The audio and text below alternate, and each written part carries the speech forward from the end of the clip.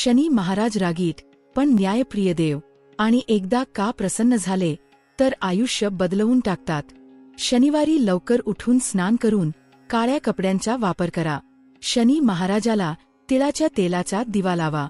त्यासमोर काळी उडीद, काळे तीळ आणि काळ्या कपड्याचा नैवेद्य ठेवा. यानंतर 7 किंवा 11 वेळा म्हणावं ओम शनैश्चराय नमः किंवा ओम प्रा प्री प्रौं सहा शनैश्चराय नमः. हे जप केल्याने शनी महाराज प्रसन्न होतात. त्यानंतर शक्य असल्यास काळ्या कुत्र्याला किंवा गरजू व्यक्तींना अन्न द्या. या दिवशी मद्य, मांसाहार आणि राग टाळा. आणि हो, एखाद्या शमीच्या झाडाला पाणी घालणं हे देखील अत्यंत शुभ मानलं जातं.